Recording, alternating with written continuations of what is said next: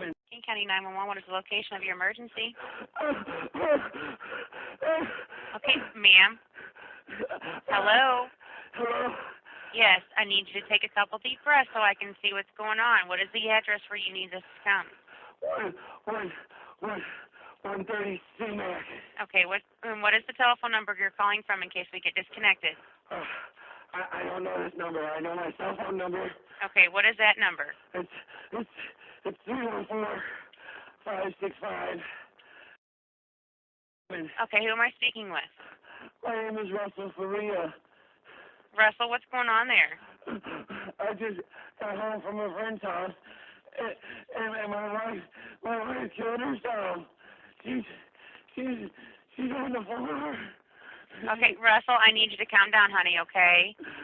I need you to calm down, take a couple deep breaths. We're going to get somebody on the way there, okay?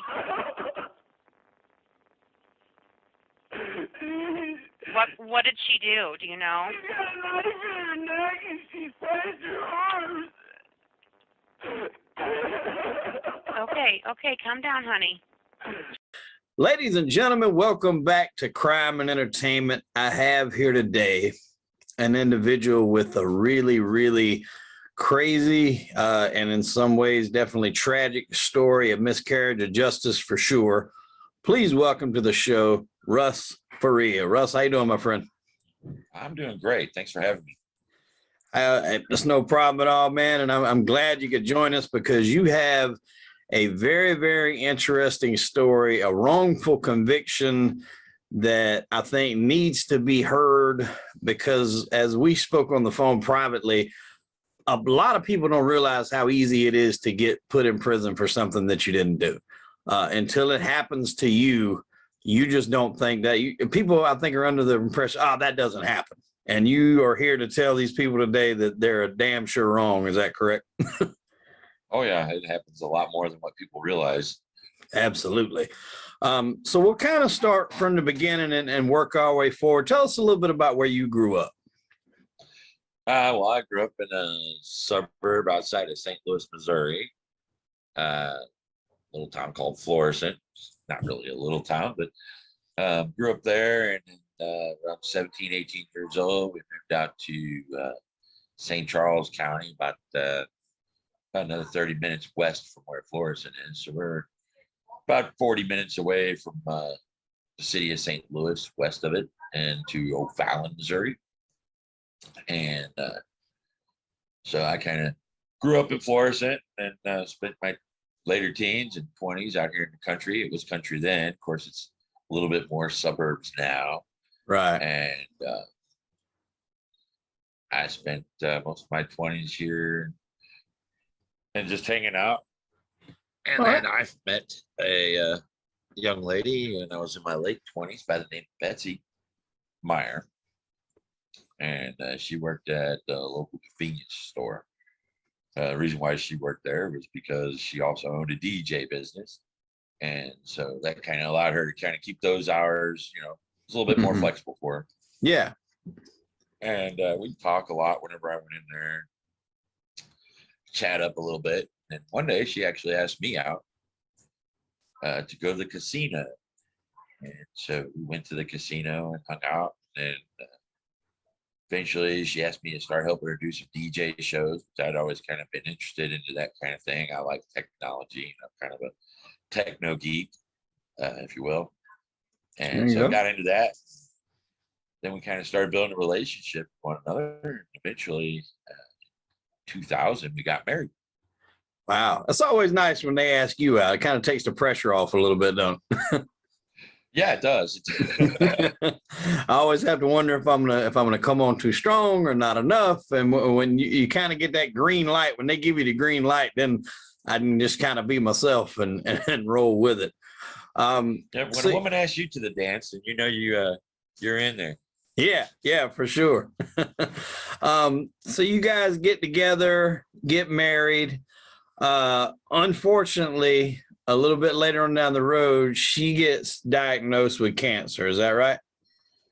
Yes. In early 2010, she got diagnosed with breast cancer. She had to go through a mastectomy. And then, of course, all of the chemo and radiation and everything that goes along with that. Right. Now, was it I mean, would they try to treat it off the start? Obviously, I know with chemo they tried, but was it something that they thought at the time was going to be curable, or was it a little bit more grim situation?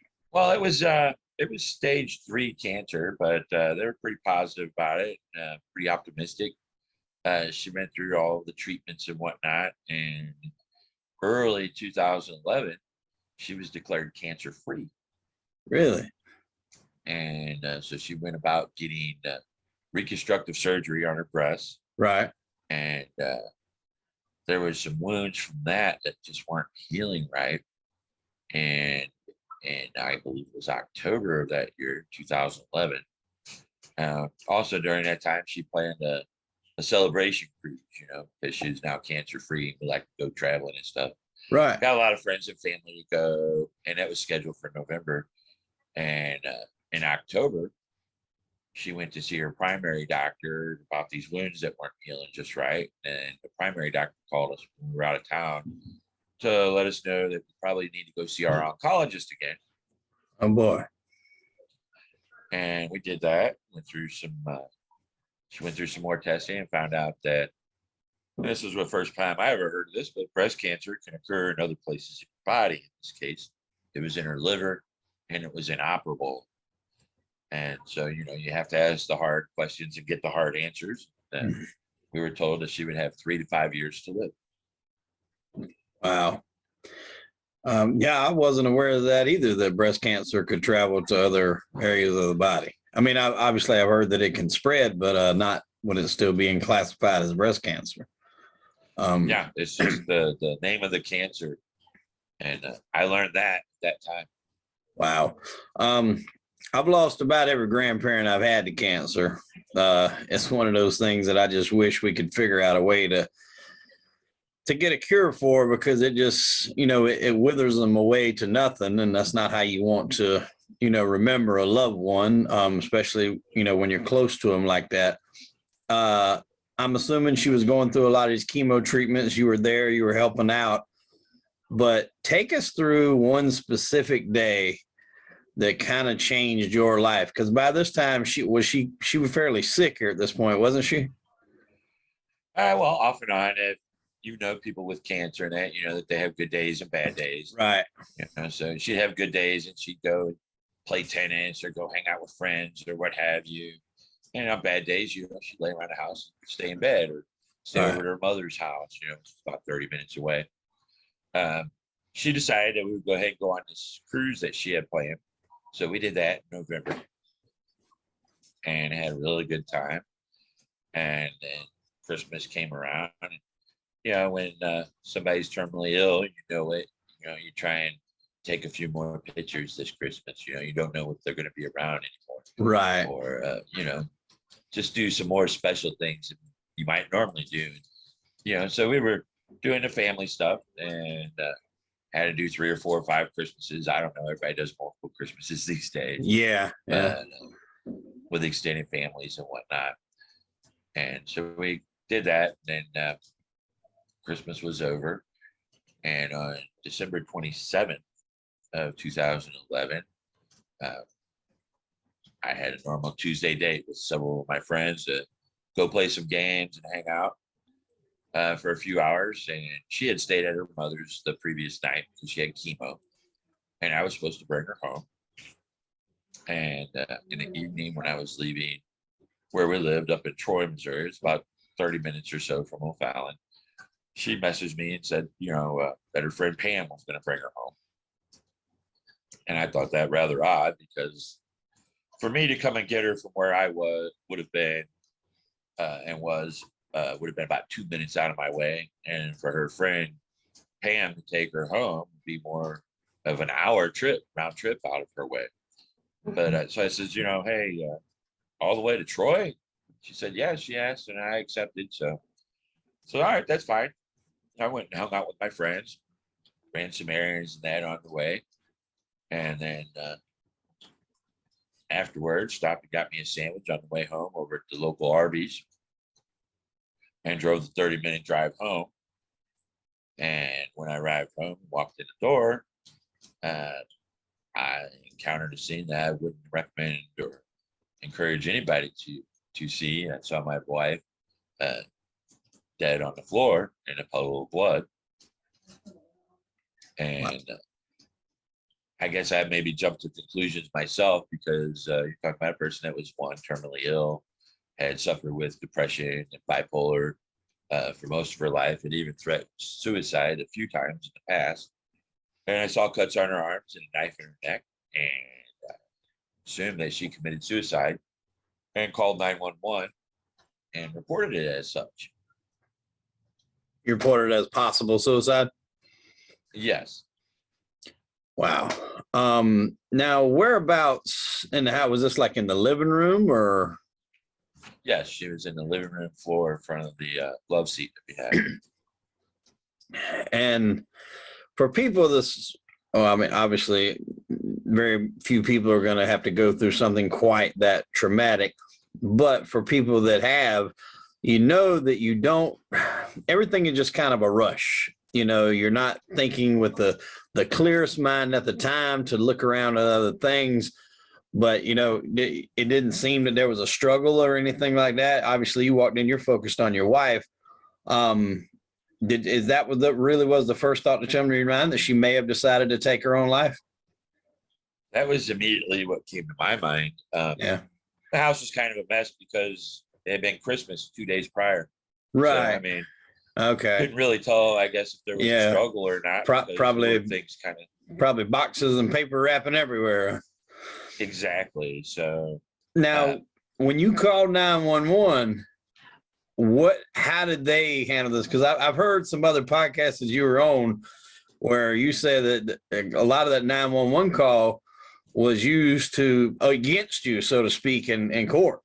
And that's one thing that I don't agree with, is how in the hell can you take someone's 911 call and use it against them? Because you don't know how somebody's going to react, especially seeing something like that. And I heard that call. As a matter of fact, I'll probably play it in the intro to this episode, but I heard that call. And to me, and I think any logical person, you sound like somebody that is in a state of panic, in a state of shock. And it's true. They tried to say that call showed no emotion at all. And the 911 operator actually was doing her job. They do things to say things to you, get you to do things to try and calm you down so they can get information from you. And so you have periods of that, go into being upset again. And they had that person's supervisor try and come in and act like an expert and say that, that was all staged or whatever. And they never asked the 911 operator herself to come testify in that first trial. Right. I've seen some clips of that. They said that, and she said that she thought that she could tell that it was genuine. Yes. And we knew each other kind of a little bit because we went to the same church. Right. So we knew who each other were. We'd actually spoken in that. So when she realized it was me, she actually had asked to be taken off of the call, but couldn't be because I guess they were busy or whatever. And so she had to take the call, and it was very upsetting for her as well. No, I believe that now. And I mean, if I'm stepping on toes here, let me know and we can skip it. But I'm just kind of thinking outside the box as a third party. When you seen the knife was actually still in her neck. Is that correct? Yes. Did you take that out? No, I didn't touch anything. You didn't touch? Okay. Well, I was going to say that was. I mean, you would think if you walked in a scene 11 with something like that, the first instinct would be to take it out. And then at that point, then your prints are on the knife. So then it's really, going to be a bad look. So that was a smart thing on your part. Did they dispatch an ambulance immediately? The first thing they did was send the police there. And once the cop arrived,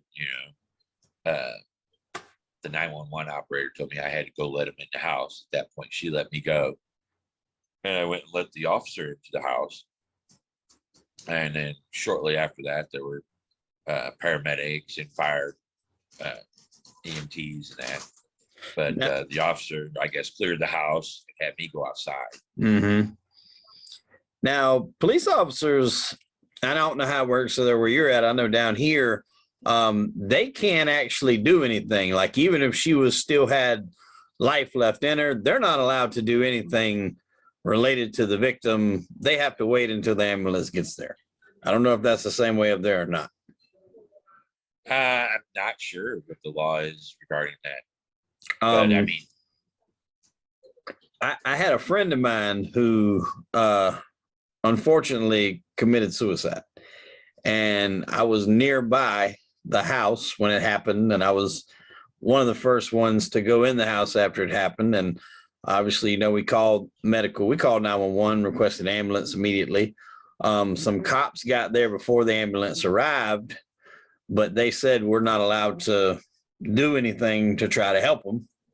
That's the ambulance's job. They could be there, like you said, sweep the house, make sure there's not still a threat, but they couldn't do anything medically to help out.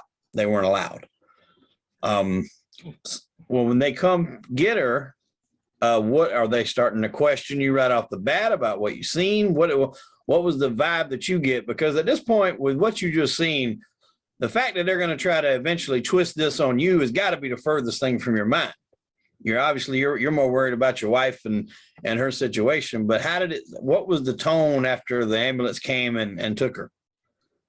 Well, what they did was naturally the officer went in and cleared the house, had me outside. It was cold. I didn't even have a jacket on. When the fire trucks arrived there and the EMTs, they actually gave me a blanket to wrap around myself, which you see in a lot of the videos. Yeah.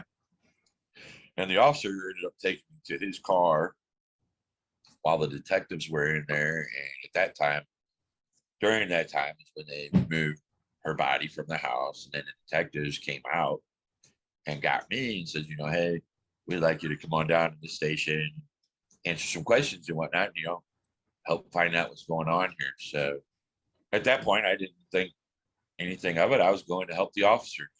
Right. And so I went down to the police station with them. And obviously I was very distraught. They started questioning me.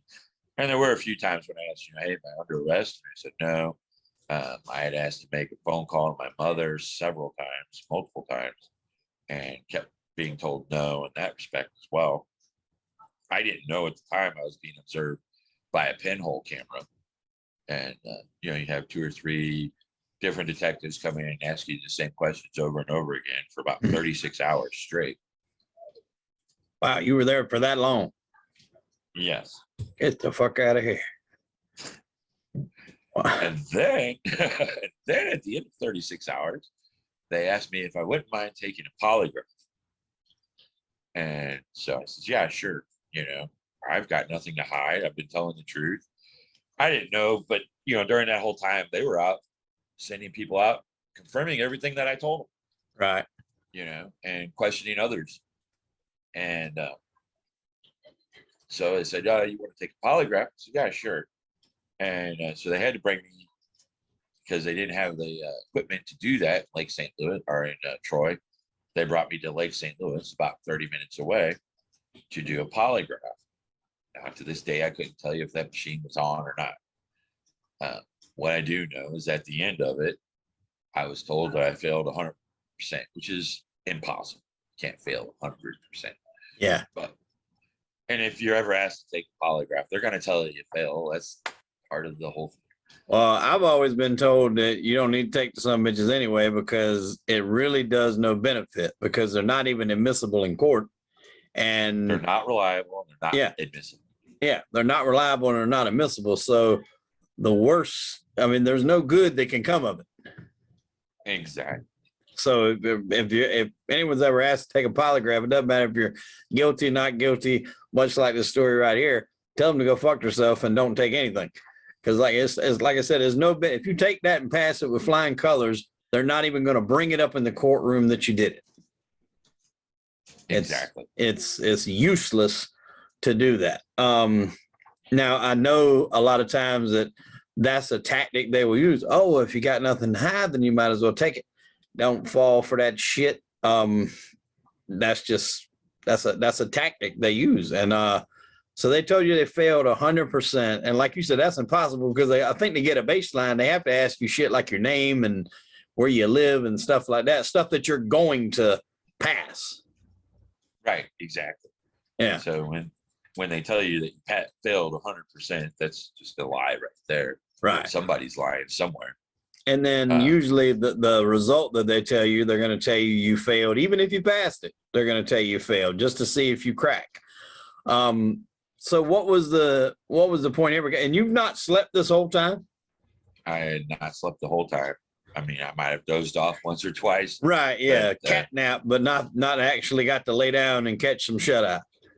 Right.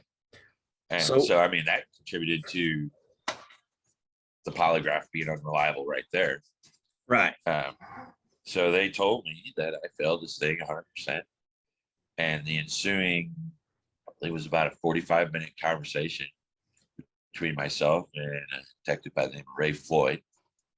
And he accused me, and I said I didn't do it 77 times over 45 minutes.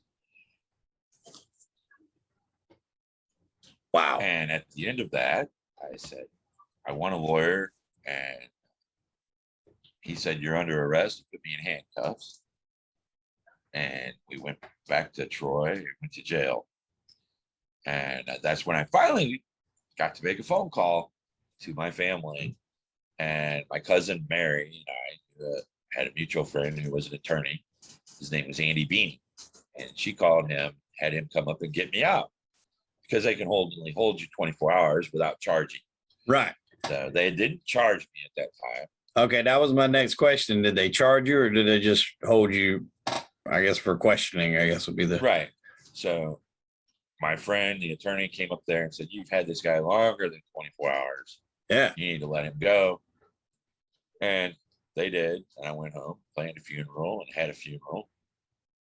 And then on January the 4th, police came to my mother's house and came in there and placed me under arrest and formally charged me with the murder of my wife.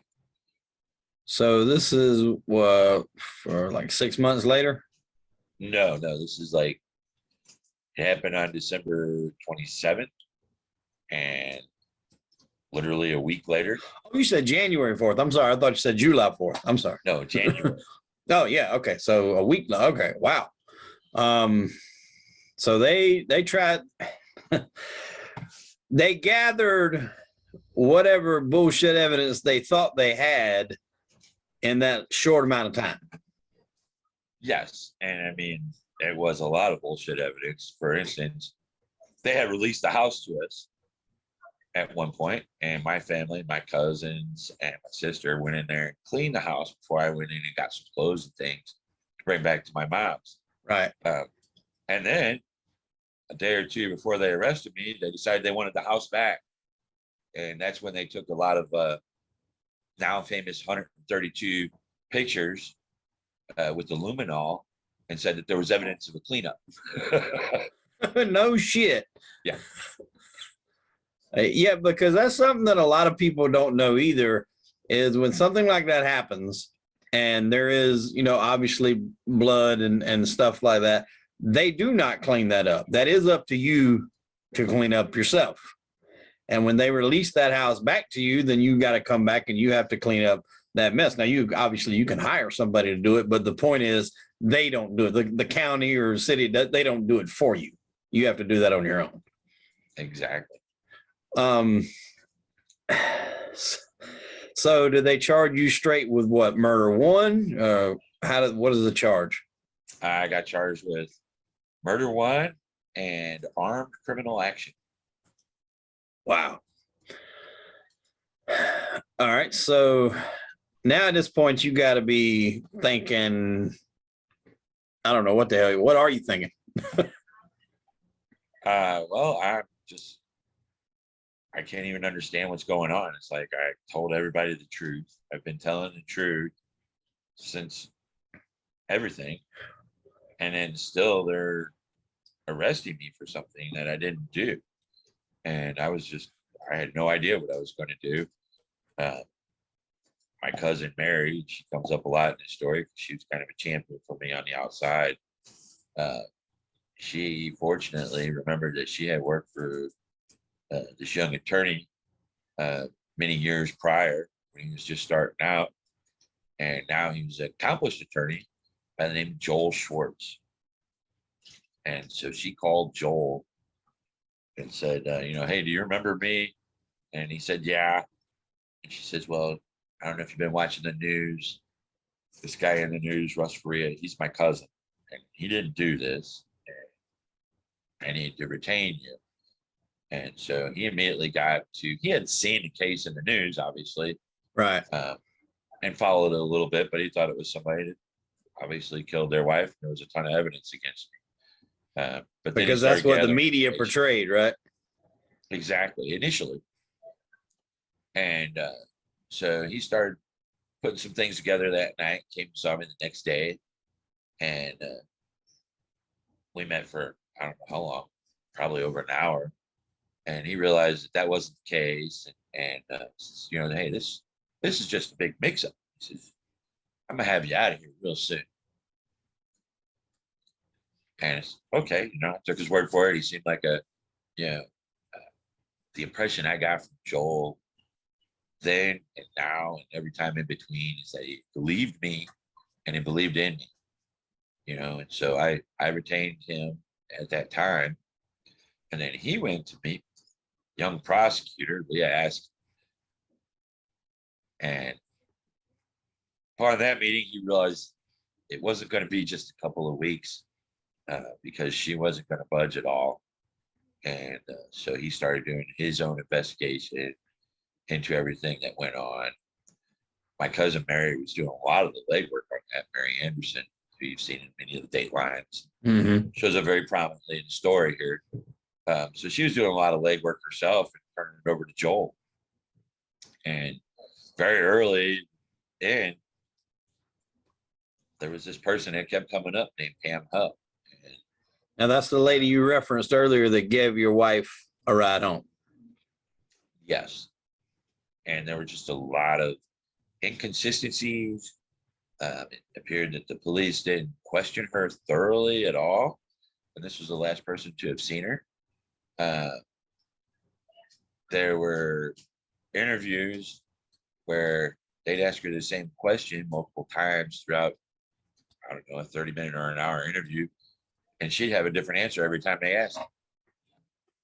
So there were a lot of red flags that, for whatever reason, the police were either not seeing or were ignoring. No lie detector for her, I guess, either. No, and in fact, when they went to question her husband, normally when they questioned my 4 alibi witnesses, they took them all 4 to 4 different police stations and questioned them all separately. Yeah, so and they couldn't did that twice. So they couldn't get together and come up with a story and all be in line. They took them separately. That way there's no chance of them possibly talking and communicating with one another. Right. When they interviewed her husband, Mark Hupp, they did it in their living room. They didn't even ask her to leave the room. They asked him his name. He said his name. And then after that, you heard 45 minutes of Pam talking, and he didn't ever say a word after that. Oof, mother, what the fuck? So, as of right now, because I'm trying to go through this piece by piece, because I want to get everything out and let everybody know the steps that I don't want to gloss over anything, because you don't ever know if you might find yourself in this situation. So you need to be looking for things like this. And right now, if I'm an outsider looking in, I'm seeing that they rush to judgment thinking it was you, because statistics prove that a lot of times if it's a woman or a husband that's murdered, a lot of times the spouse is the number one suspect and sometimes might be the one that done it. So I can totally get them questioning you and having you as a suspect. That's almost a formality to some extent. Right. But to charge you so quick, that's the thing is I don't get, because there's no statute of limitations on murder. You can take your time, collect your evidence, build your case, check out all the leads, like stuff with this Pam woman, figure out what don't add up. Then you can make an arrest. You don't have to rush to make an arrest. So they've already got you in jail and they're pinning this murder on you. If they turn around and let you go and then try to put it on her, it makes them look incompetent. Well, my attorney even told the young prosecutor, because she'd say, well, it makes me look like the fool because I've already gone out there and said, we got our guy. He said that he would make her look good and smooth it over for her with the media. And he had the ability to do that, but she had wanted no part of that. Of course, you're talking about somebody that was having an affair with several of the police officers. A couple of them that were involved in my case. The shit just keeps getting thicker here. Yeah. Wow. All right. So now they're not backing off. And your attorney at this time knows that this is probably going to be a little harder than you think. Now, this comes out. It's a lot of the reason you got a new trial, so I don't want to jump too far ahead.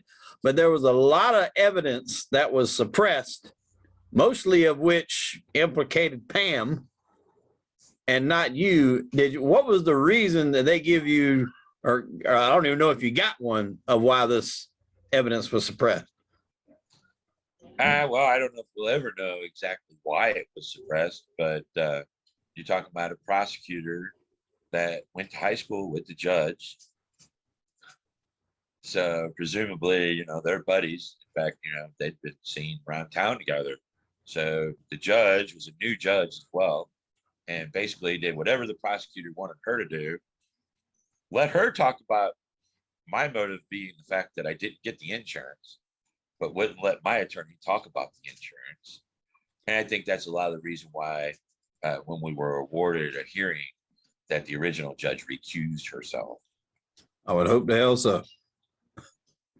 So, I mean, it sounds like to me that the town you're getting good old boy real good. Oh yeah, we have.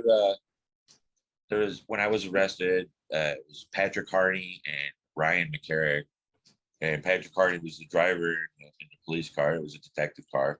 Ryan McCarrick handcuffed me, put me in a seatbelt in the front seat, promptly got in the back seat, put his service revolver to my head, said if I even breathed the wrong way, he was going to paint the windshield with my brains. He proceeded to hold that gun to my head for an entire 30-minute bumpy car ride to Detroit. What the hell? This is also the person that called me out of my cell not once, but twice without my attorney present. Oh, hell no. They ain't supposed to say shit to you without your attorney present. That's considered a federal offense. Right. Yeah. So at this point, do you have I'm assuming that you had to have a pretrial in the beginning. Did they deny bond?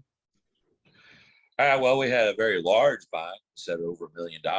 Oh, wow. Yeah. See, I mean, the bonds for murder, they can range anywhere as low of 100, I think is the lowest, and then up to $1 million or more, I think, depending on the reach and the capabilities of the person. Obviously, when you're talking to somebody, super, super famous, they can make it as high as they want to. So they had yours set at $1 million? Yeah. Right. So you're going to have to come up with a shitload of cash to get out of that. Right. And there was no 10% surety on that. So. Yeah. There's no 10% on that. No bondsman's are going to be able to take payments for quite that long either. So no. Did your attorney just pretty much have to tell you you're going to ride this out? You're going to have to ride it out in here while we do this? More or less, yeah. And so I would help as much as I could with giving information. Right. That throughout that time. It's crazy how much you have to do, how much of the legwork you have to do yourself when situations like this happen. I mean, they say that it's innocent until proven guilty, but that's the biggest crock of shit I've ever heard in my fucking life. Is guilty until you pay out of your ass to prove that you're innocent. Yep. Is what it is. That needs to be the new slogan right there. Throw that innocent until proven guilty shit out the window.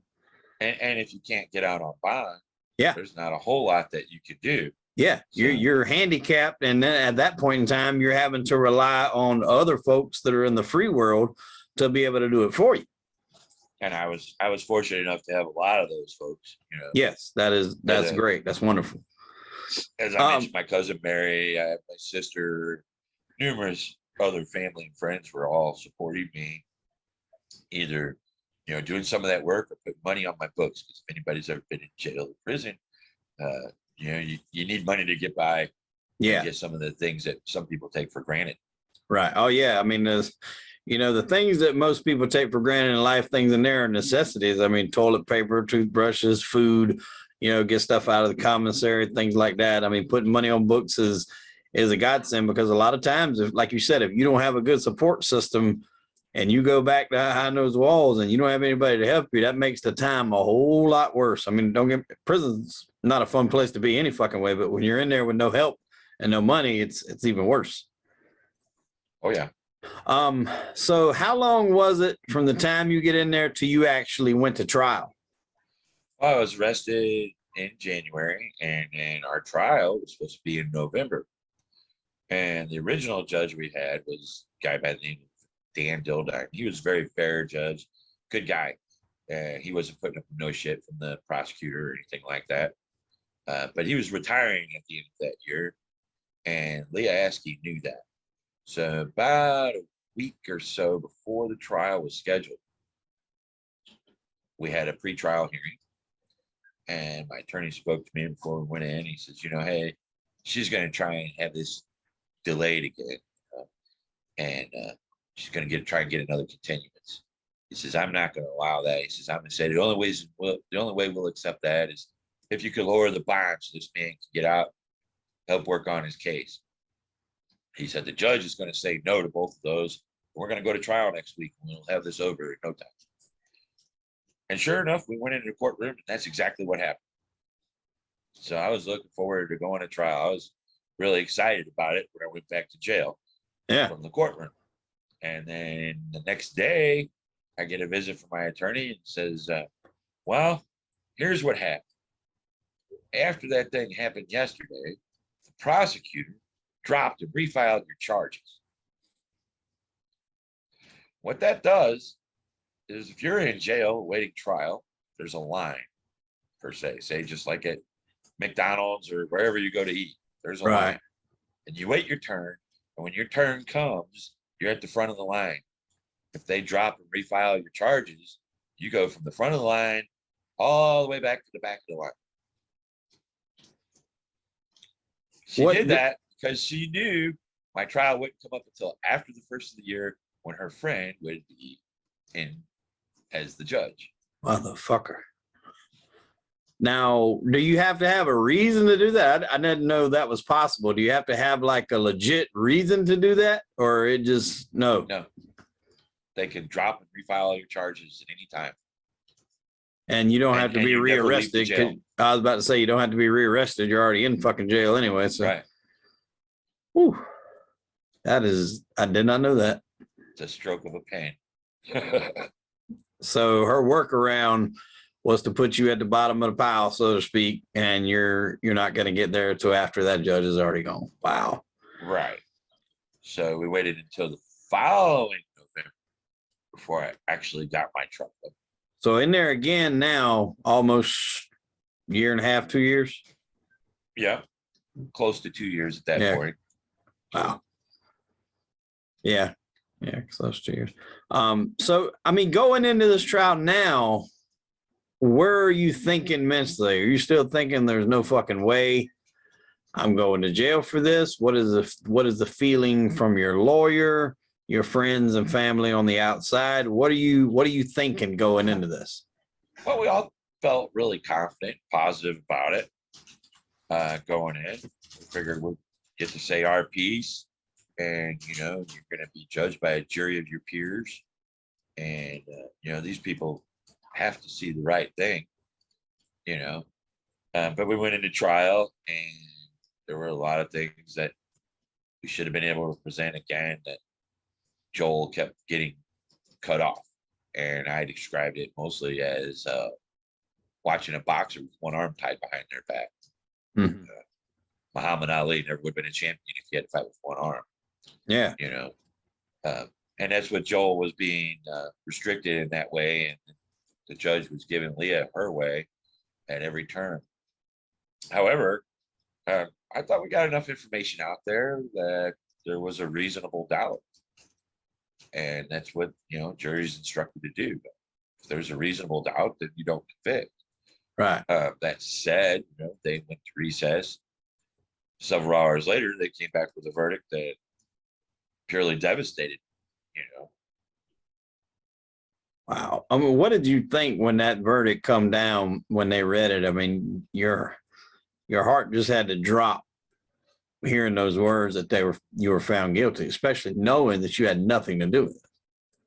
Oh yeah, it destroyed me. What hurt the most was hearing my mother and my family and friends behind me, and there's nothing I could do. I couldn't go to them or even look at them. Yeah. And then they rushed me out of the courtroom and back over to the jail. Wow. As devastating as that is, I'm sure your lawyer's telling you, you're going to have to appeal this. The fight is not done. It's definitely, to use a boxing term like you kind of went to earlier, it's definitely a haymaker from hell, but it's not over. What was y'all's next plan or mode of action there? Was it to try to get an appeal? Yeah, Joel immediately filed for a mistrial, which was denied. And then he immediately started working on the appeal. And it was a few weeks later that I got sent from jail to prison and went to a place called Fulton, which is what they call an R&O, or Receiving and Orientation Center. It's kind of a prison you go to before you go to your permanent prison. Right. And a lot of folks don't know about that, so I kind of try and clarify. But so I went there, and at that time, there was a local reporter by the name of Chris Hayes that had followed my case from the very beginning. And he had been putting updates out there on my case like probably once a month since I was arrested. He was the only reporter that was in the courtroom for the entire trial. And Joel informs me that this guy wants to interview me, along with the guy from the local newspaper. I says, okay, if you think this is a good idea. He's like, oh yeah, we're going to get this out there in the news now. And shortly around that time, I was also informed that the folks at Dateline NBC wanted to interview me, which was really kind of amazing. So we lined up those interviews, and they came to the prison and interviewed me there. And that's where I first met Keith Morrison. Wow. And so they didn't try to squash that or keep that from happening at all? Because I got to think, if they know they railroaded you pretty good at this, they might be a little nervous when people like that come around, and your story at that time now is going to be seen by a whole lot more people than just inside that small town. Did they try to put a kibosh on that at all, or they didn't really well, bother? prison doesn't really care. They don't know. They only know you're there. This is your charge. You lost. They have to take care of you. In jail, yeah, they probably would have never allowed me to be interviewed there. Right. Prison's like, okay, if you want to come talk to this guy, come talk to this guy. And it has to go through channels, but right. It went through all of that. I had to sign off to allow me to be filmed and everything in both instances. Right. And so they came and interviewed me, and really well, but I didn't get to see any of the interviews. Right. Because I'm in prison, and by the time the Dateline, they take months to edit. Yeah. Stuff, of course. By the time that aired, I didn't have access to a TV where I was until I got to my permanent prison. So I didn't get to see any of that. Most of the people I was in prison with didn't see any of that. The local news was over 100 miles away. So we were getting to different news than what they were getting here in St. Louis. So nobody in prison really knew me. I kind of got to remain anonymous in that respect. Right. Kind of keep my head down and made the friends I made. Wasn't at Fulton very long before I got transferred to Jefferson City Correctional Center. And that was supposed to be my permanent camp for the rest of my stay. Now, how long did they give? I don't know if I asked that question. How long did they give you? I was sentenced to life without plus 30 years. Life without plus 30 years. Yeah, that's a little thing Missouri does. If you happen to use a weapon in your particular crime, whatever crime it may be, they tack on that little thing called armed criminal action. So whatever your crime is, I had murder 1. So there's only 2 punishments for that. One is life without, and the other is death. So I got life without. And then they tacked on the maximum penalty for armed criminal action, which is 30 years. So if I could have completed a life sentence, then I would have had to serve another 30 years on top of it. Right. Now, what is life? Is life 30 years itself, or is it 25? What is it life? It keeps changing. The last I heard, it was around 30 or 35 years. Yeah. No, so essentially, long as just say if it's 35, they're wanting you to do 65 years in prison before you ever see the light of day. More or less, yeah. Yeah. Gone by then. I mean, right. Yeah. Well, I mean, that's the idea. They want you to just basically stay in there and never come out. Was their thought process. So how I got long? busy. Got busy in prison and found out, not a dummy. You find out that the average time for an appeal is about 10 to 14 years in the state of Missouri.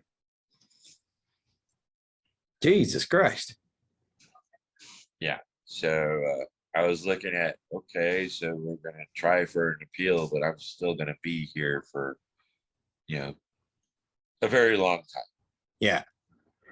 So when did you get the news broke that you're not going to have to wait quite that long? Well, it was in, I believe it was late February, early March of 2015. I had gotten a job at the kitchen, and I came home from work that afternoon. I worked the morning shift, and I was told that my attorney wanted to talk to me, and I had to make a call to my attorney. So I called Joel, and Joel doesn't get a whole lot excited about things. He kind of plays things close to the vest, and I could tell he was very emotionally excited about something and happy about something. And he asked me, "Did you watch the news last night?" Anybody that's in prison, usually you watch the news every night. That's your connection to the outside world. Yeah. So I said, "Yeah, I watch the news every night." And what are you talking about? He says, "Well, what did you see on the news?" I'm like, "I don't know, the usual shit." And I says, "I don't get the same news you do. I live 150 miles away from you now." Yeah. You're getting a complete different news than I am. He goes, "Oh, okay." And he says, "Well, we got a Mooney motion." I said, "Well, what the hell is a Mooney motion?" And that's a motion that says that new evidence has come to light that could have made a difference in the original trial and whatnot. And the appeals court, I think they were just really looking for a really good reason to send this back. Because as you said just a few minutes ago, my case got a lot of publicity. Now it's been on Dateline, local news quite a bit.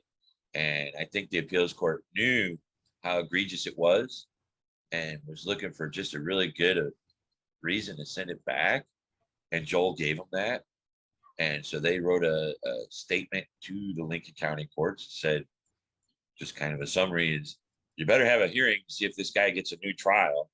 And if he doesn't get a new trial, we're going to be mad.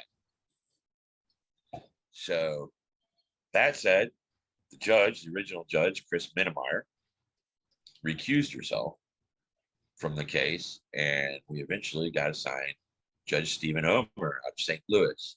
A really good reputation. Joel knew of him, and really good reputation as a fair and honest judge, even to the point of being a whistleblower. So he even seen his own peers doing things unethical or malicious, he would report them for that. So we knew that was going to be a great judge, and that's who we went with. And then in June, we had our hearing, and the judge had ordered us a new trial.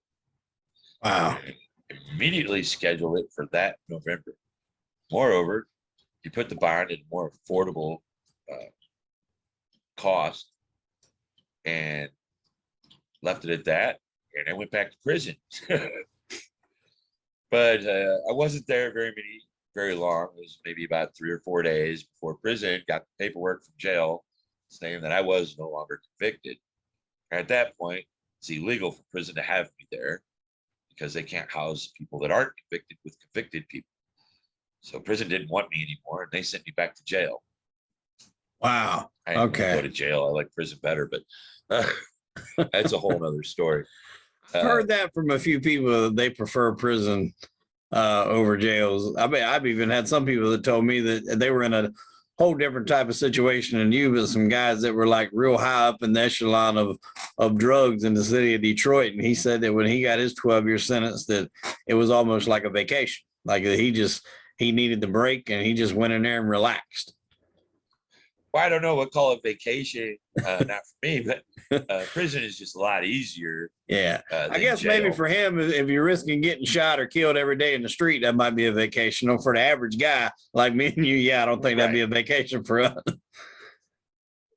But so I went back to jail, and when I got back there, about a couple days, I got a visit from my family. My cousin Mary, my sister Rachel, my mother came to see me, and now we're back to a visit between the glass. In prison, Right. You have a contact visits for 4 hours. In jail, it's 1 hour.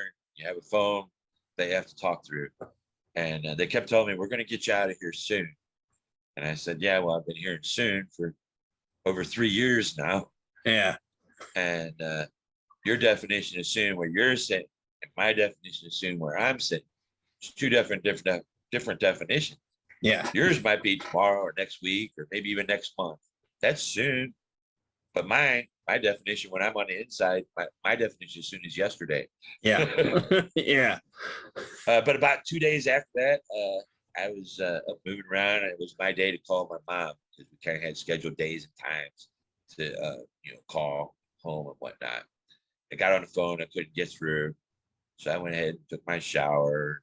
You do your morning routine and stuff. It's no different in prison than it is anywhere else. You just have a bunch of guys around or in jail either. So got on the phone to call my mother again. And the CO opened the door, said a phrase that anybody in jail or prison knows. It only means one thing. And he said, "Bunk and jump." And that was prefaced by my name. And I looked up from the phone. I said, "What?" And he said it again, "Bunk and jump." That means get your shit. It's time to go. Yeah. And as I'm in jail, I know I'm not going back to prison. I know I got to be walking out the front door. And indeed, my family had put up a bond for me with a bonds person. And I got up front, had to sign some paperwork. The bonds person promptly told me that they were going to stay behind while I walked out because there was a bunch of media out there, and they didn't want to get on TV. So I walked out, and that was the first time that I got to hug my mother on the outside of a prison or a jail over 3.5 years, almost Really? to the day. I was about to say, since that day, since they arrested you, which was a week after that happened, you haven't been back at a free man since till that point. Right. And right. essentially, So and almost even then, 3.5 years to the day. Yeah. And even then, you're still not free. You're just on bond. Right. And I was just on bond, but at least I was outside of the walls. Oh, yeah. And we went and had a nice party at a local bar, and the news outlets came along, Dateline came along, but moreover, I got to reconnect with much of my family and friends that I didn't get to see for the previous few years. And many of the people that I did get to see supported me, and we had a nice celebration, and then went about preparing for my next trial, which was scheduled for, amazingly enough, November. Here it is that month again. Mm-hmm. So during that time, there was a lot of things going on. Pam changed her story several times again. Now she evidently saw me and somebody else in a car when her and Betsy pulled up to the house. Amazingly enough, that was kind of almost the same story that Detective Harney and McCarrick brought up to her and kind of described to her in an interview that's now been televised several times. So at any rate, then there was a point when Joel says, "How about this thing called a bench trial?" And I says, "Okay, well, what's that?" And he explained what it was. It means there's no jury. The judge says, "Here's your trial." Yeah. And my cousin Mary and I had been previously discussing the fact that we didn't want a jury between the two of us. By that time, I'd heard about an individual that, amazingly enough, was released on the week that I was convicted from the same prison where I served my time. He had served 10 years there, a guy by the name of Ryan Ferguson. If you don't know who he is, look him up. I looked up his case after you and I talked privately. So you know who he is at this point, and if your listeners don't, it's his amazing story as well. Well, we'll be reaching out to him for sure real soon. I can hopefully accommodate that for you and help facilitate that. But that would be wonderful. I'd heard about him, and I'd done a little research on him. In fact, when I was in prison, there were a lot of people that knew him and said, "You ought to get his lawyer." And I said, "No, I'm gonna stick with Joel," and I think that worked out for me. But there was another individual I met in prison that Ryan was also friends with. His name was Rodney Lincoln. I know I mentioned to you off air. Mm-hmm.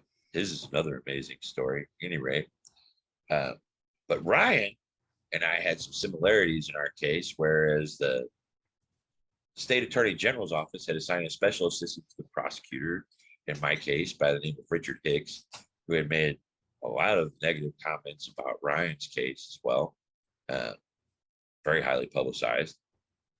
But the most important thing was we were both convicted by a jury from Lincoln County, because Ryan in his case had gotten a change of venue. Right. And I didn't want to give a jury from Lincoln County a chance to strike out one more time, because, you know, three strikes. Like, they've already fucked up twice. And pardon my French, but they have.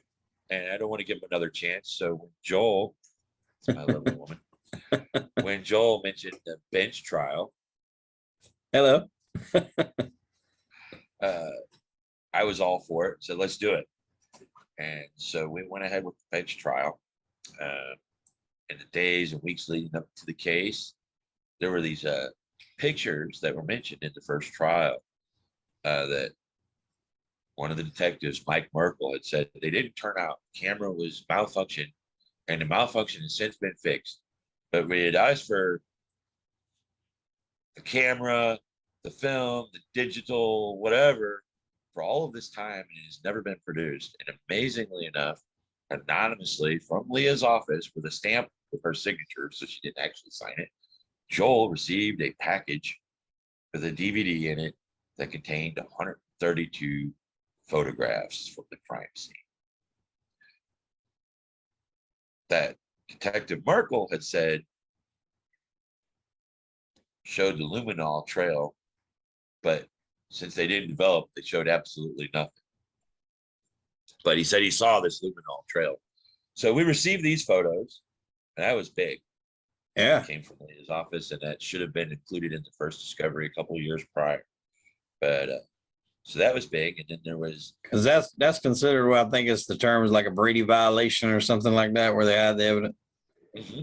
Yeah. And well, we thought Leah had it sent over, whatever, you know, it came from her office. Also during that time, all of a sudden, Pam had been telling the police about this letter that supposedly was on Betsy's camera, and they got to find this letter. She'd been evidently telling them about this letter since the beginning. And about 2 or 3 weeks before the trial, all of a sudden this letter comes up that was on Betsy's computer, that supposedly written by Betsy, that she was afraid of me. It talks about all kinds of things I was doing, the whole pillow over the face thing that Pam had told police about before. The letter was entitled P.Doc.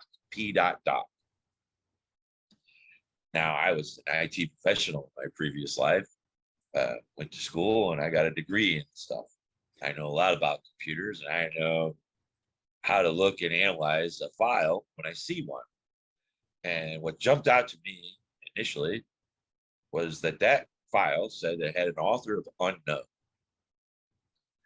And without going too much into detail, if you have a computer and you sign on to it and you make a document in Word or whatever, you're the author. Yeah, you're the computer that it's on is under her name, then she's the author.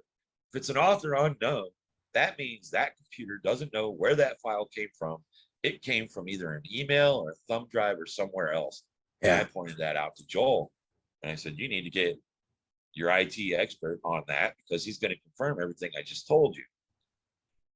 Joel did, the guy did. And so that was another really big thing going into the second trial. And so we go into the second trial, and Leah's opening statement, she said, you're going to hear about these photos.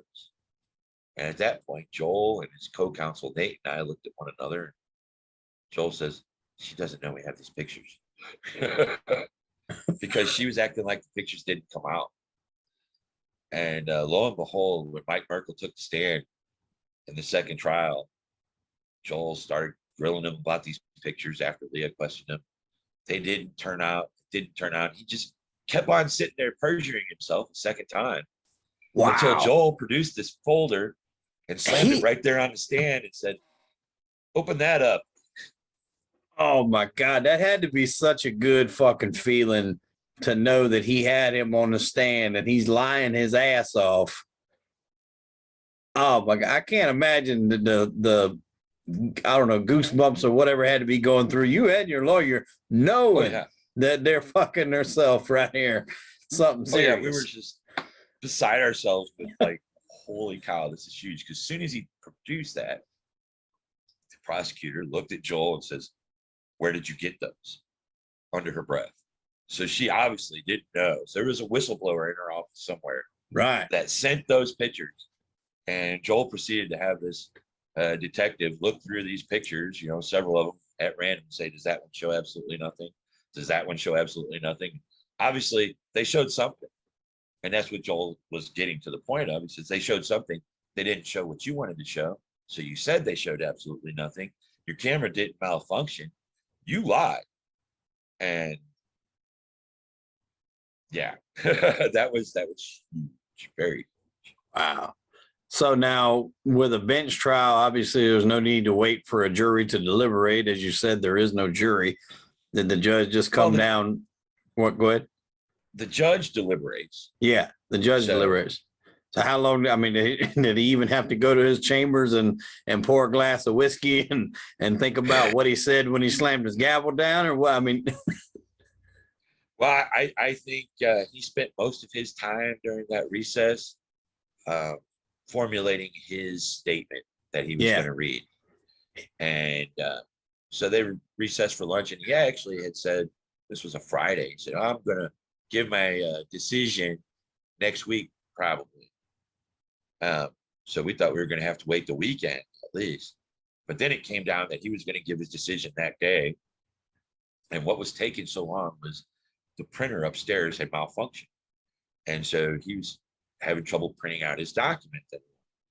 And during that time, a few hours in there, Joel and I and my cousin Mary and a couple friends were out of somebody's car. And Nate was upstairs. And your attorneys are required, if the prosecutor makes an offer, they're required to tell you about an offer so that you can decide whether you want to take it or not. Mm-hmm. Nate calls down to Joel, and Joel looks at me and says, well, she says, she reduced you to soft life, which is life with the possibility of parole, if I would plead to manslaughter.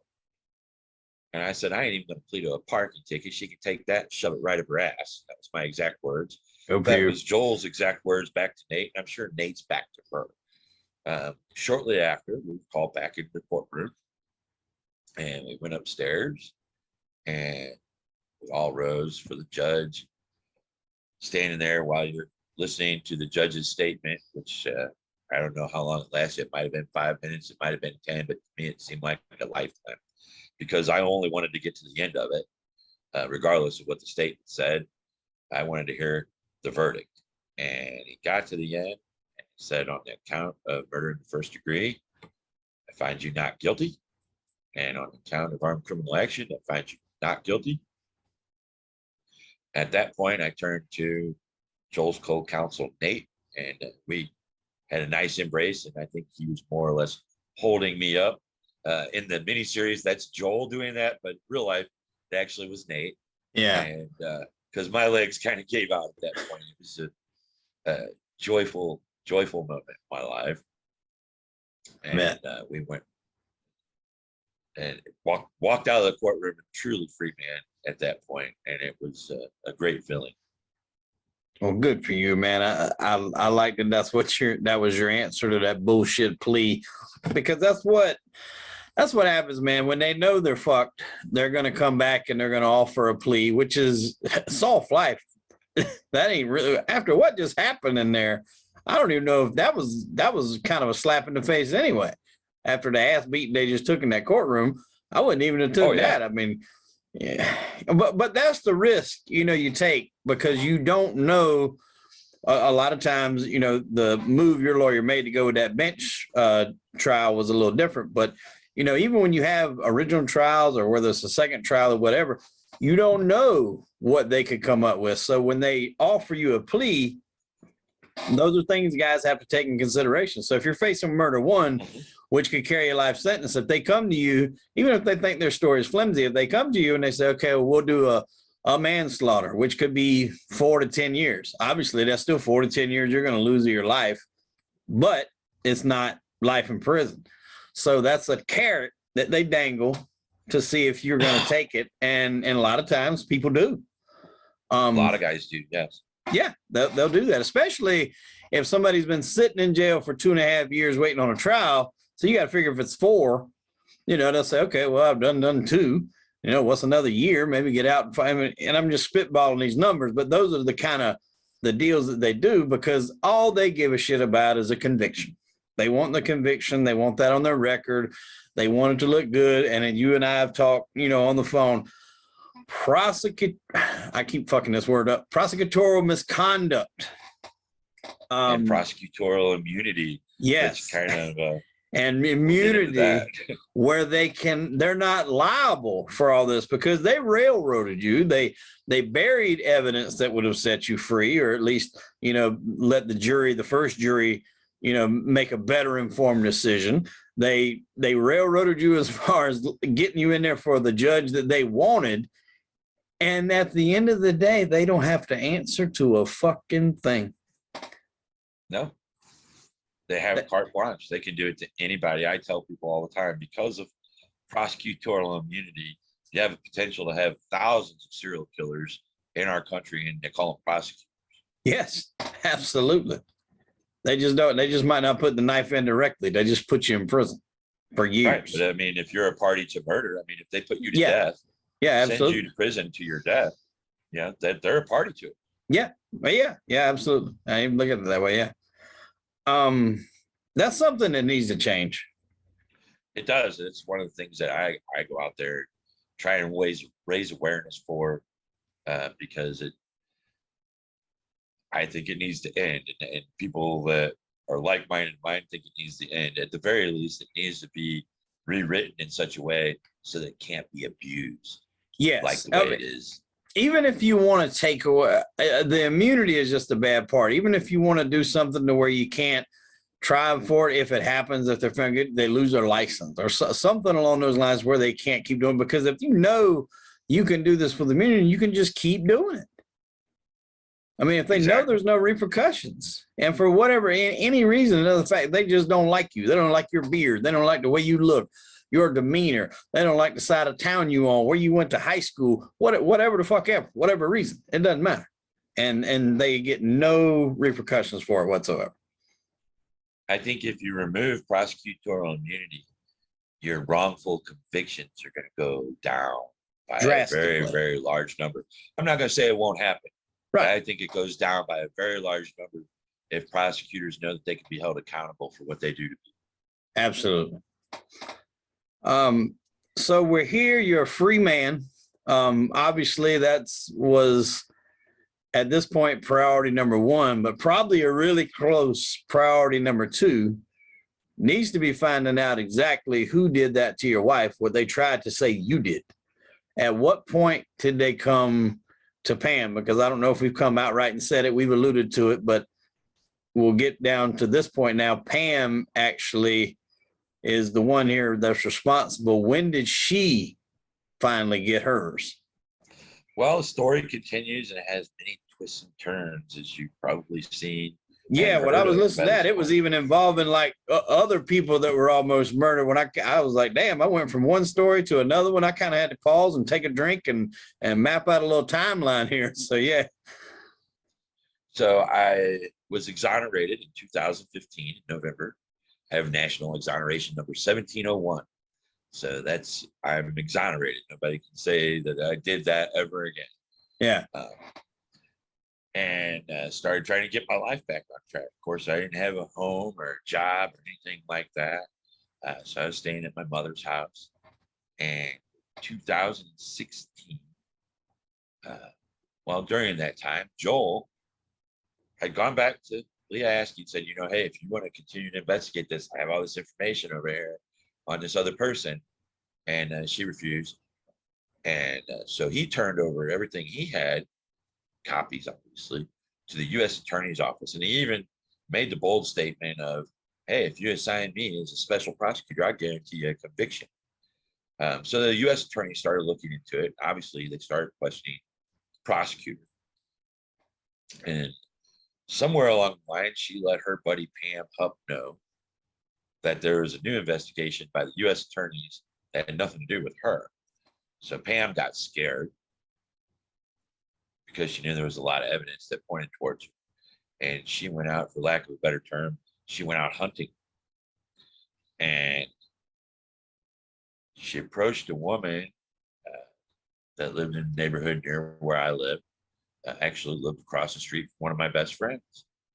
And at first asked the woman, hey, do you babysit, or babysitters or something? And the lady was, kind of the neighborhood mom. She kind of had all the kids at her house all the time. So she kind of threw a red flag to her. She started talking to Pam, and then Pam changed her story to that she was a Dateline producer and wanted to do a soundbite. And so this lady was a little curious and intrigued, maybe a red flag up there.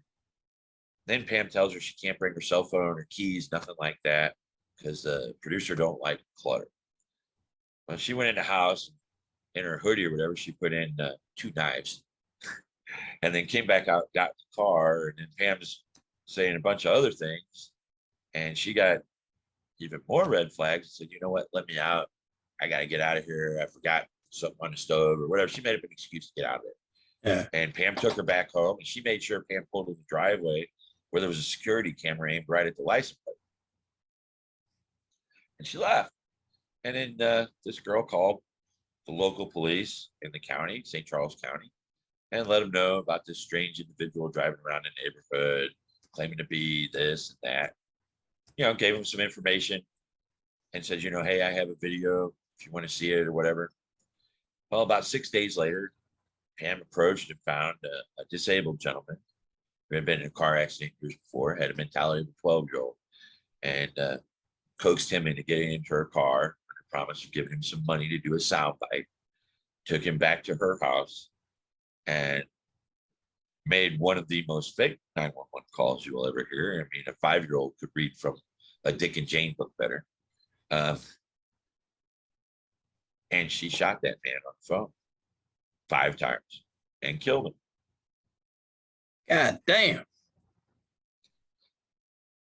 And when I heard about it, first thought that crossed my mind was, she's going to try and involve me in that somehow. And sure enough, a few days later, I got a phone call from my attorney. The police wanted to talk to me about this stuff that went on over here in O'Fallon. Here we go again.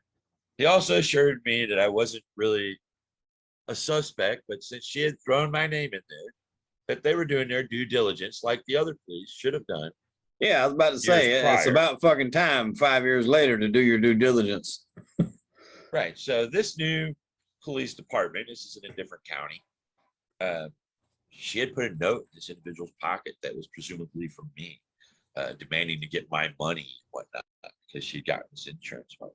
So I had to go down to the police station, and I gave them handwriting samples with my right hand, with my left hand. I even let them have my phone for 3 days so they could see everybody I've texted and everywhere my phone's been, because that was one of the things that exonerated me in my trial the second time around.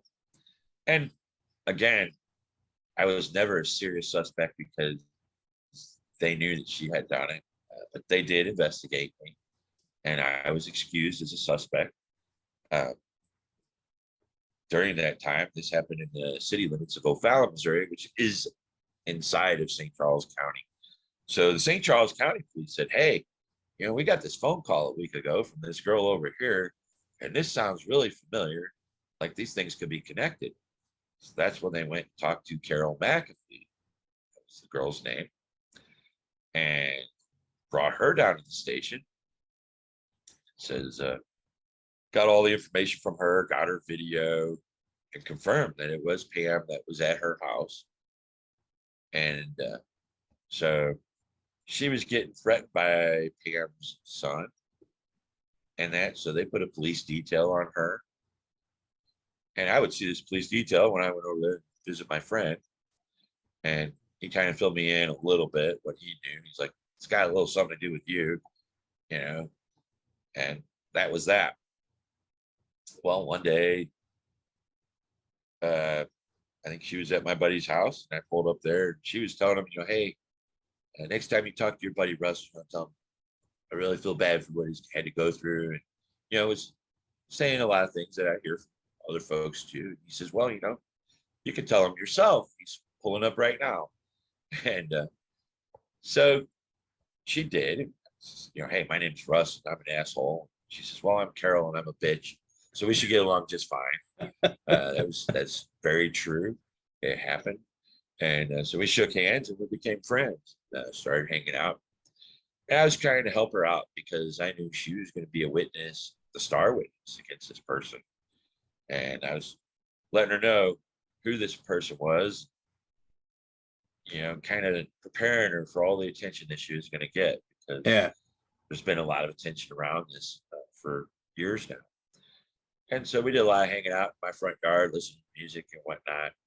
And then the trial came up, and Pam took an Alford plea, which means you're not admitting guilt, but you're admitting the state has enough evidence to convict you, which is really kind of a cop-out. But regardless of the matter, she took an Alford plea. And that was the day when she was sentenced, when I got to meet Mr. Ryan Ferguson, who I'd been kind of on Facebook communicating with. Again, I've mentioned him a few times, and we hit it off right away, and actually went out for drinks to celebrate Pam going to prison. And but shortly thereafter, Carol and I started dating. And this past October, the girl that you saw right here behind me give me a kiss on top of my bald head, that's Carol. We got engaged this past October. We have yet to set a date, but that's happened. But moreover, this past July. Well, congratulations. Thank you. This past July, the new prosecutor in Lincoln County, who used my name as part of his running platform, he said he was going to look more and reopen that case, look into it again. So in July, he formally charged Pam Hupp with the murder of my wife, Betsy Faria. Moreover, there was a whole press conference that his investigation has led in some different directions, and he's found evidence of corruption in police, prosecutors, and he's investigating them as well. So there's a very good chance that there are some crooked detectives and cops that are still out there being cops that might serve some prison time in the future. And I get to testify against them this time. What a damn turn of events that would be, buddy. Wow. Yeah. Now, I seen, actually, you posted something not too long ago about one of the cops that had something to do with your case. What was that exactly? Well, most recently, and the first person to get this. All right.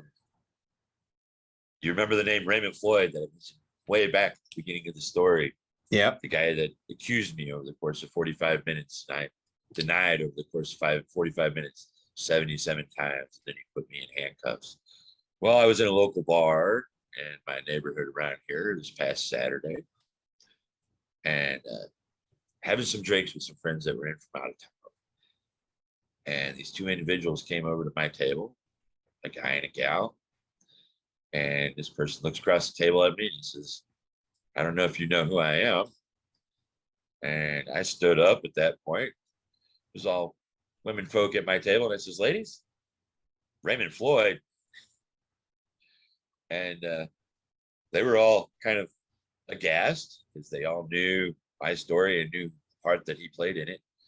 And I can tell you, between you and I, that he proceeded to give me one of the most sincere and heartfelt apologies that you've ever seen or heard in your entire life.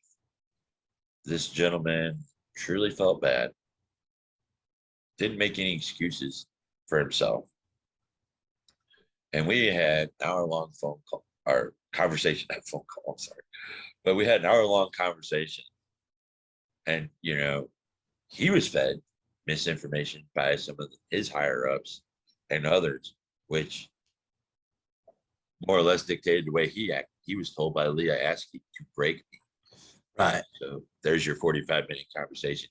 Again, he's not using that as an excuse, but moreover, he said my case has opened his eyes to some of the corruption in his field and to some of the things that go on. And he's dedicated himself to trying to put some of the dirty cops that were involved in my case away, and is working with the investigators on that, kind of behind the scenes.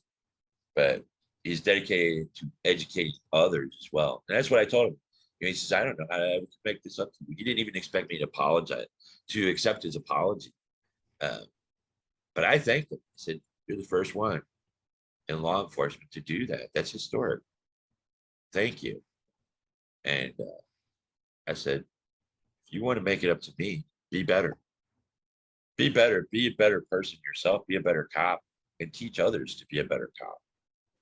Wow. And he said he was going to do that. And I said, I'm going to hold you to the fire on it. And I can't, you know. So he actually exchanged numbers with me. I have his number. I texted with him just a couple days ago. So that was a big thing. The first person I called was Ryan Ferguson, because he's the only other person I could think of at the time that could understand how that might feel, because he's never received an apology. There's another guy I mentioned, Rodney Lincoln. He's never received an apology. None of us exonerees that I know of have received any kind of apology from anybody in law enforcement. So it's very huge.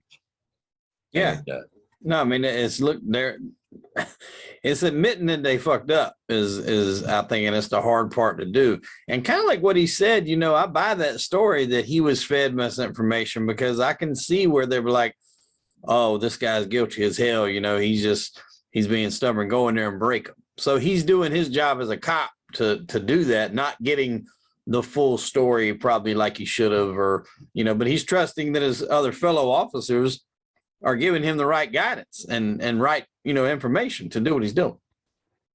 Exactly. And he said, you know, this has weighed on him for a very long time. And, you know, he had to just get it off his chest and come over and say, I'm sorry, even if I told him to go screw himself, or if I punched him in the head. You know, he said he fully expected that. He did not expect me to react the way that I did, but he came with his hands like this, you know, offered out to me. And I saw that he was being very sincere in what he said, you know, and I accepted his apology. So I think it's a pretty big deal. It is a big deal, because you would think, you know, for somebody that's went through things like what you went through, you would have a sour taste. And, you know, and I mean, I'm not going to say that, you know, maybe you wouldn't to obviously some cops, but that's the thing is, just because you have experiences with, you have few in your case, doesn't mean all cops are bad. You know, just because you have a bad experience at one restaurant at Arby's, like you mentioned earlier, doesn't mean every Arby's is going to give you that same experience. But when it happens to you personally, sometimes you just can't help but to, you know, maybe feel a certain type of way. Hell, it happens to me on certain liquors. If I get real sick off of liquor, it's going to be a while before I mess around with that liquor again. I'm gonna sit it on the shelf and not bother it for quite a little while. Right, and it's true. But one thing that, and again, I'll drop some names like Brian Ferguson, Ronnie Lincoln. Ronnie and I just we were at CrimeCon recently a couple weeks ago, and Oh, in had a Vegas? conversation. Yeah, out in Vegas. Wow. He opened it and I closed it, so we were kind of bookends there. That's awesome. Cool. That's awesome. What y'all were like guest speakers? Yes. He spoke about his particular situation and his experiences. Joel and I had a presentation about ours, and he and I say a lot of the same things out there. And we had dinner one of those nights that we were out there, and we both agreed that if you're going to talk the talk, you got to walk the walk. One of the things that he and I and Ryan and a lot of other folks, but I use as a motto is that you could be either bitter or you could be better. And if you're bitter, you're going to be miserable for the whole rest of your life, or you can be a better person.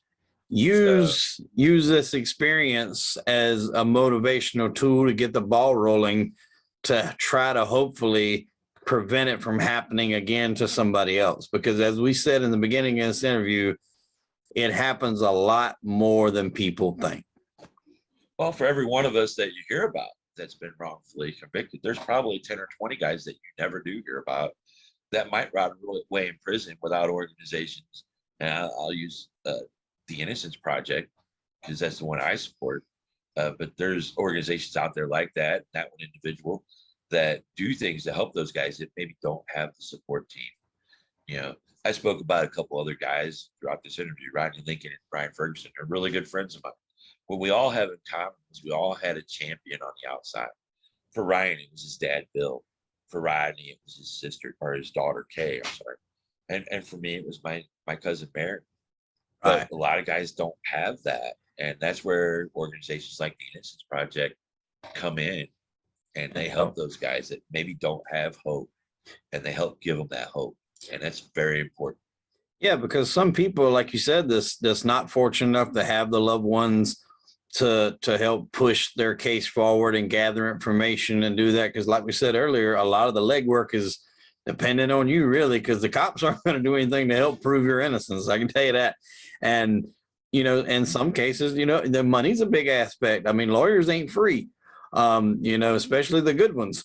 And a lot of times Innocence Projects, they have these lawyers that is what they do. They do this stuff, pro bono in some cases to help get people out. And you take an average guy that just say he doesn't have any family, say in a situation similar to yours, it's just him and his wife. And this happens. He's got no wife or, no wife at that time. He's got no family to help him. He's got no money to buy a paid lawyer. He's got no choice but to go in jail and ride out whatever sentence he gets.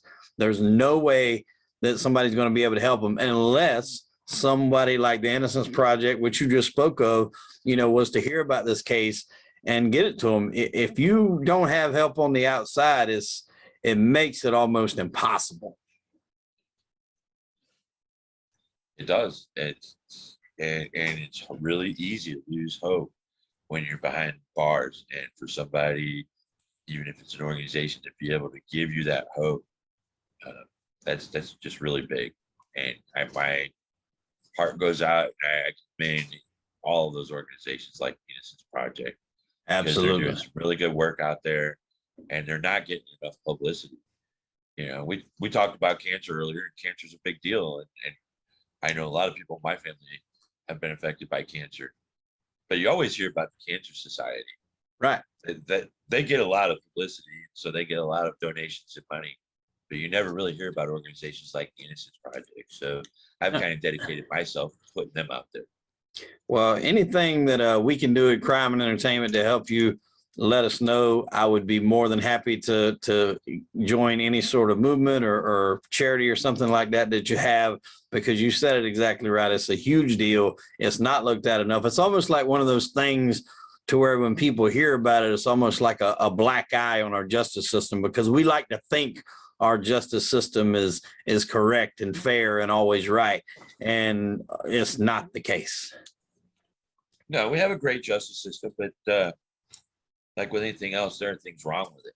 Yeah. And it's like when your car breaks down, you go get it fixed. Well, there are a lot of things that have been broken with our justice system for a very long time and caused other things to break down. So they need to be fixed. And I'm out there trying to end wrongful convictions and prosecutorial immunity because those things have affected me.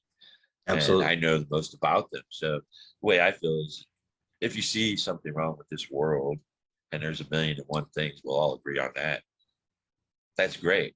But if you see something that's wrong with the world and you're in a position to possibly change that one thing and you don't, aren't you part of the problem? Exactly. I'm in a position, I have a voice that I can speak out for these things. And so I'm using it to try and do something good for folks. And that's, we all agree. If one person spends even an hour locked up for something they didn't do, that's an hour too long. absolutely.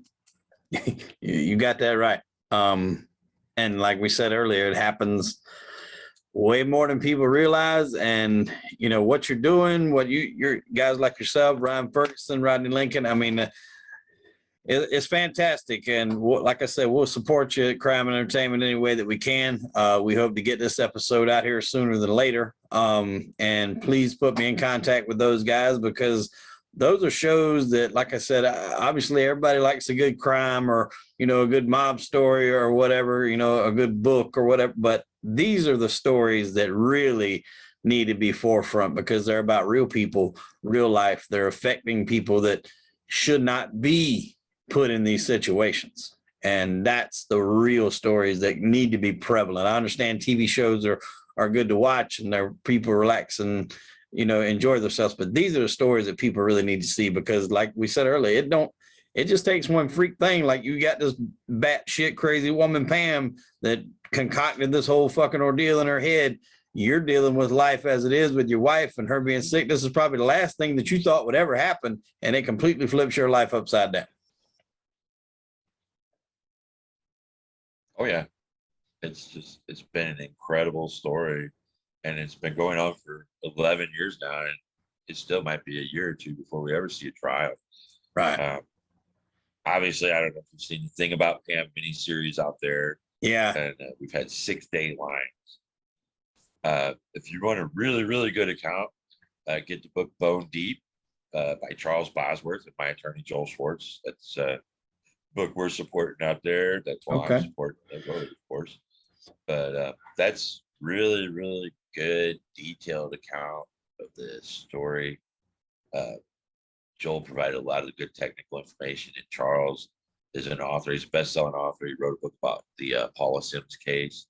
Okay. And he has a way of bringing you right into the moment and making it real emotional. And it's a really good book. So we'll put a link to that in our show notes for guests that want to go take grab that book and get a little bit deeper dive into this case. Russ, I can't thank you enough for coming on the show, man. You've been a fantastic guest. You tell a very interesting story for sure, to say the least. But the one thing I'll say that I'm astonished by is you seem to have a very positive outlook on things, even after everything that you've been through. And that is a rarity. You know, there's a saying and a meme that gets floated around now on like the TikToks and shit like that. And it says, beware of people that are still living when they've been through things that are meant to destroy them. And you're still going, you're still kicking, and you're doing it with a smile. And that's I think the what people need to see here through everything that you've been through. So congratulations on your freedom. Congratulations on the work that you're doing. And we wish you nothing but the best. And I can't thank you enough for coming on the show. Oh, thanks for having me again. I always enjoy the opportunity to share my story so that I can have the opportunity to raise the awareness for things we talked about. I appreciate you giving me that chance to do that tonight. Absolutely, man. The pleasure was all mine. Ladies and gentlemen, I am Hollywood Raid. That was Russ Faria. And unfortunately, we are out of time. Tune in next week for an all new episode of Crime and Entertainment. Russ, we appreciate it, my friend. Take care.